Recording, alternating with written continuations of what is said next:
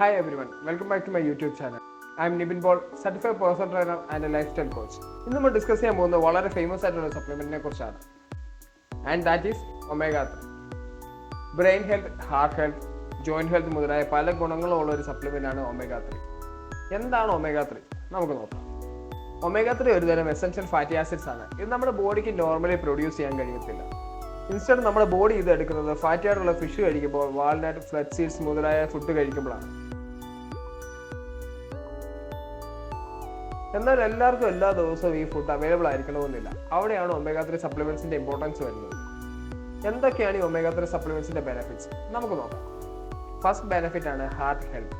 Studies പറയുന്നത് omega 3 നമ്മുടെ ട്രൈഗ്ലിസറൈഡും blood പ്രഷറും കുറയ്ക്കുകയും ഹാർട്ട് ഡിസീസസ് വരാനുള്ള ചാൻസസ് കുറയ്ക്കുകയും ചെയ്യുന്നതാണ്. ആൻഡ് സെക്കൻഡ് ഇമ്പോർട്ടൻറ്റ് ബെനിഫിറ്റ് ആണ് ബ്രെയിൻ ബൂസ്റ്റ്. ഒമേഗ 3 നമ്മുടെ ബ്രെയിനിന് വളരെ ഇമ്പോർട്ടൻ്റ് ആണ്. പ്രായം മൂലം നമുക്കുണ്ടാകുന്ന ഓർമ്മക്കുറവ്, അറ്റൻഷൻ കുറവ് മുതലായവ കുറയ്ക്കാൻ ഒമേഗ 3 നമ്മളെ ഹെൽപ്പ് ചെയ്യും. അതുപോലെ നമ്മുടെ മെമ്മറിയും മെന്റൽ ക്ലാരിറ്റിയും ഇംപ്രൂവ് ചെയ്യാനും ഒമേഗ 3 ഹെൽപ്പ് ചെയ്യും. ആൻഡ് തേർഡ് ബെനിഫിറ്റ് ആണ് ജോയിന്റ് ആൻഡ് ബോൺ ഹെൽത്ത്.